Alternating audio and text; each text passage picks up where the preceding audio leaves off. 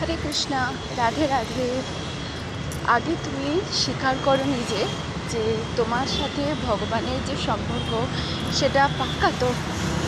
আর তোমার সাথে ঈশ্বরের সম্পর্ক যদি পাক্কা হয়ে থাকে তাহলে তুমি জানবে যে তুমি যে কোনো পরিস্থিতিতে কেন কখনো তুমি ঘাবড়াবে না। সেই পরিস্থিতি থেকে লড়ার ক্ষমতা তোমার মধ্যে ভগবান দেবে। যখনই কোনো পরিস্থিতি এরকম কঠিন আসে আমরা ঘাবড়ে যাই। কেন ঘাবড়াবে? মুখে বললে শুধু হবে যে আমি ভগবানকে বিশ্বাস করি। তোমাকে সেটা মন থেকে তার উপর ভরসা রাখতে হবে।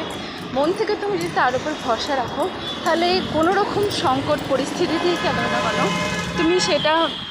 তুমি সেটা লড়তে ভয় খাবে না।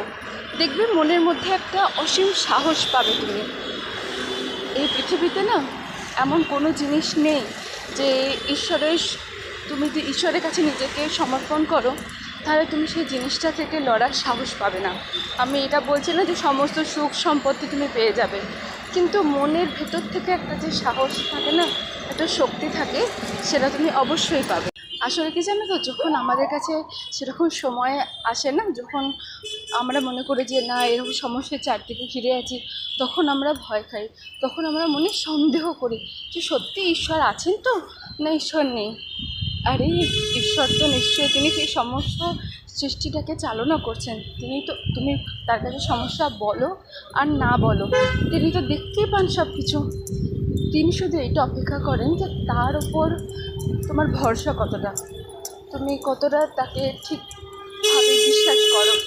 তুমি তুমি যদি তোমার বিশ্বাস যদি অটল হয় তাহলে তুমি নির্ভাবনায় থেকো।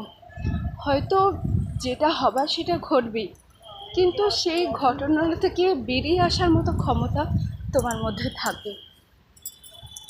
রাধে রাধে কৃষ্ণা।